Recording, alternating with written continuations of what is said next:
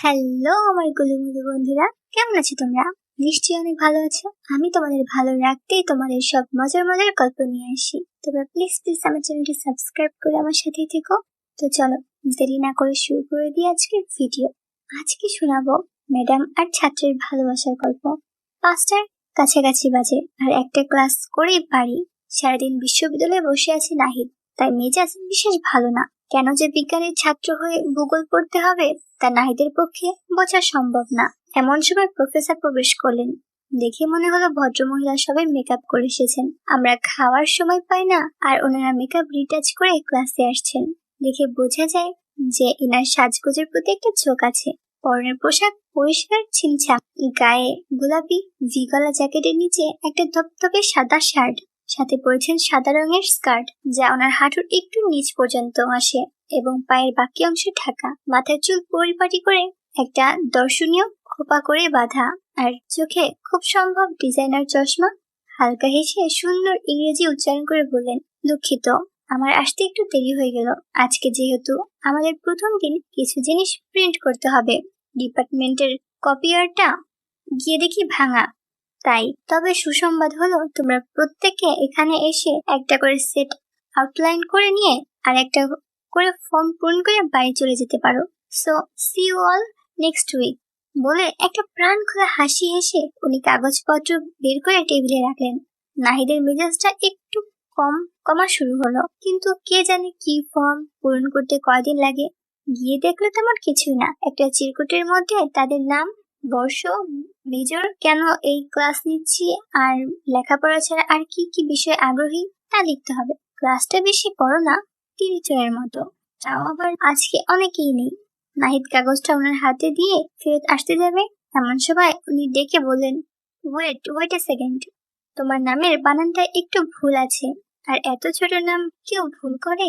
এই বলে স্কুলের বাচ্চা মেয়েদের মতো হাসতে শুরু করলেন। তারা দুজনে একটু হাসলো। উনি নামটা ওভাবে না বললেও পারতেন, কারণ নাহিদ ভুল করে তার নামের শেষে আকার দিয়ে এসেছে আর তার নাম হয়ে গেছে নাহিদা। উনি নাহিদকে নাহিদা নামে ডাকলেন। নাহিদ বুঝলো এই মহিলা বেশ রসিক। বাকিটা পড়ে ভুরু দুটো একটু উঁচু করে বললেন, তুমি গিটার বাজাও? ভালো বাজাও নাকি খালি কর্ডস চেনো?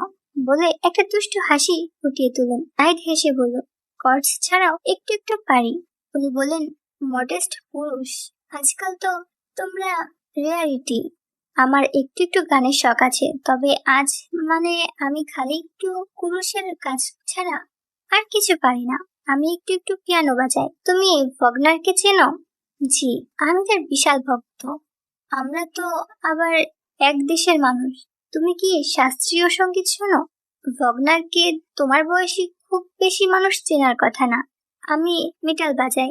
মেটালের জন্ম কিন্তু ভগনারের গান দিয়েই। ছটা তো বাজে। আমার যা বয়স, একটু পরে আবার আমার বেড টাইম। 40 হওয়া বেশ কঠিন। বাড়ি যাই চলো। নাহিদ ওনার সাথে হাঁটতে লাগলো বাইরের দিকে। মেজাজটা এখন বেশ ভালো হয়ে গেছে নাহিদের।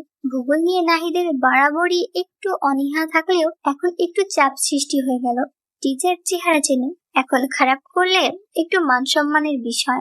প্রথম কয়েক সপ্তাহ ভালোই গেল, নিয়মিত পড়ালেখা করতে লাগলো, কিন্তু বাকি কোর্সগুলোতে চাপ এমন অবস্থা চলে এলো যে আস্তে আস্তে অনিয়ম শুরু হলো। মাঝে মাঝে নাটালিয়ার সাথে এই সেই নিয়ে ক্লাসের পরে আড্ডা দিত নাহিদ। ওনার নির্দেশ ছিল নাটালিয়া বলে ডাকতে হবে, না হলে নাকি ওনার নিজেকে বুড়ো মনে হয়। ওনাকে দেখে কিন্তু বুড়ি বলার প্রশ্নই ওঠে না। জার্মান রক্তের দরুন দেহের গঠন বেশ সুন্দর, চেহারাও বেশ মার্জিত, সবসময় হালকা মেকআপ করে আর চুল বাঁধা থাকে সুন্দর করে। জামা কাপড় বিষয়ে বরাবরই শৌখিন এবং যাই পরে তাতে চমৎকার মানায়ও তাকে। প্রায় ওনাকে টেনিস খেলতে দেখে নাহিদ, সেই সুবাদে শরীরটা বেশ আছে। যখন টেনিস খেলতেন তখন ওনাকে দেখলে হয়তো বিশ্বাসই করতো না যে উনি একজন প্রফেসর মানুষ।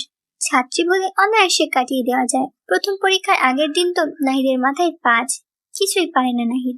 এত হাজার হাজার জিনিস। নাহিদ গেল নাটেলিয়ার অফিসে।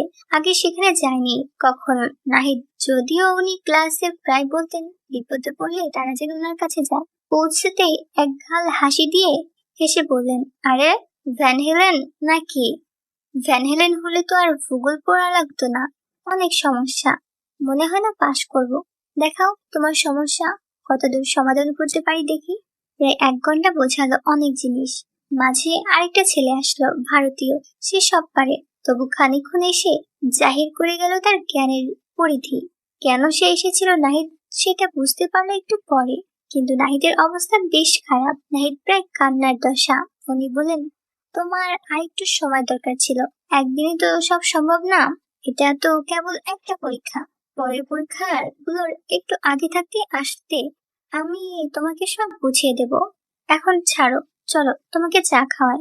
নাহিদ একটু চিন্তায় ছিল, তাই আর চা না খেতে রাজি হলো না। উনি খানিকক্ষণ আমতা আমতা করে বললেন, আমার একটা বলা ঠিক না, কিন্তু তুমি চ্যাপ্টার 4-এ একটু বেশি জোর দাও। কালকে দেখা হবে, গুড লাক। নাহিদ নিচে নেমে দেখে সেই ছেলে রাজেশ। নাহিদকে দেখে চোখ টিপে বলল, মনটা তাজা লাগছে।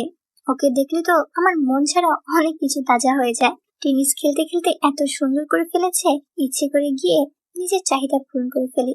নাহিদের মেজাজ তেমন ভালো ছিল না, তার উপর এই অসাধারণ হেল্পের পরে নাটালিয়াকে নিয়ে এমন বাজে কথা শুনতে মোটেও ভালো লাগলো না নাহিদের। হাজার হলেও টিচার তো। নাহিদ বাসায় চলে যায়। পরের দিনে পরীক্ষায় প্রায় সব প্রশ্নের 4 নম্বর চ্যাপ্টারে। নাহিদ একটু আশ্চর্য হলো, কিন্তু তার পরীক্ষা তেমন ভালো গেল না।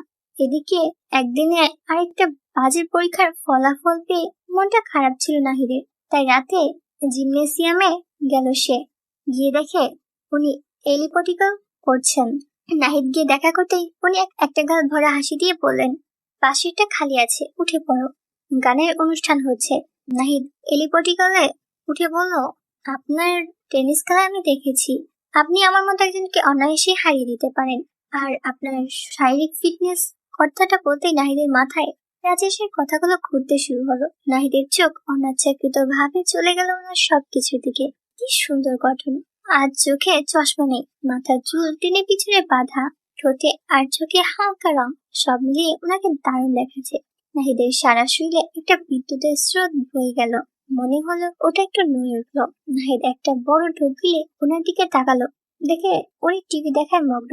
প্রায় 30 মিনিট চলে গেল। এর পর উনি মাঝে মাঝে এটা সেটা বললেন। নাহিদ উত্তর দেয়, কিন্তু নাহিদের মনে ঘুরছে অন্য চিন্তা। বারবার ওনার সবকিছুর দিকে নজর চলে যাচ্ছে নাহিদের। এক পর্যায়ে উনি নেমে বললেন, আমার শেষ, আমার বয়স, বলে থেমে গেলেন। তারপর হাসতে হাসতে বললেন, আসলে আমি একটু সাঁতার কাটতে যেতে চাই, কিন্তু আমার যে বান্ধবী আমার সাথে যায় সে আজ নেই। বাড়ি চলে যাব, কিন্তু খুব ইচ্ছা করছে পানিতে নামতে। নাহিদ বলল, আপনি একা সাঁতার কাটেন না? না, ভালো লাগে না। আমার একটু সমস্যা আছে, মাঝে মাঝে আমার পায়ে ক্র্যাম্প হয়, তাই ভয় পাই। তুমি সাঁতার কাটতে পারো? জি, আগে পারতাম, অনেকদিন পানিতে নামি না। চলো আমার সাথে। নাকি ঘরে বান্ধবী অপেক্ষা করছে? না না, বন্ধু। দুজনেই হাসতে হাসতে পুলের দিকে হাঁটা দিল। নাহিদ ছেলেদের কাপড় পাল্টানোর ঘরে গিয়ে জামা কাপড় পাল্টে শর্টস পরে নিল। পুলে গিয়ে দেখে উনি নেই। মেয়েদের একটু বেশি সময় লাগাটাই স্বাভাবিক। হঠাৎ নাহিদের মাথায় আসলো পোশাকের বিষয়টা, কি পরে আসবেন। নাহিদ পুলের একটা কিনারায় গিয়ে বসে বলল, পুল খালি। অন্য পাশে একজন মধ্যবয়সী মহিলা তার মেয়েকে সাঁতার শেখাচ্ছেন। এমন সময় মেয়েদের লকার রুম থেকে দরজা খুলে গেল। একটা গাঢ় নীল স্যুট পরে বেরিয়ে এলো ন্যাটালিয়া। তাকে এভাবে দেখে নাহিদ হতভম্ব হয়ে চেয়ে আছে অপলক দৃষ্টিতে। লাইফ গার্ডও দেখছে। ওনার শরীরটা নাহিদের কল্পনার থেকেও ভালো। অনেক বছর টেনিস খেললে বুঝি এরকম দেওয়া হয়। পা দুটো লম্বা আর মসৃণ, পায়ের কিছুই ঢাকা নেই। নাহিদ পানিতে নেমে ওনার দিকে চেয়ে আছে। তারপর কি হলো তা আমি তোমাদের আগামী দিন শোনাবো। শুনতে চলে এসো কিন্তু। তো বন্ধুরা, কেমন লাগলো আমার আজকের গল্পটি? আমি জানি আমার গল্পগুলো শুনতে তোমাদের সেই লাগে। তো প্লিজ আমার চ্যানেলটি সাবস্ক্রাইব করে আমার সাথেই থেকো। দেখা হচ্ছে পরের গল্পে। Bye bye.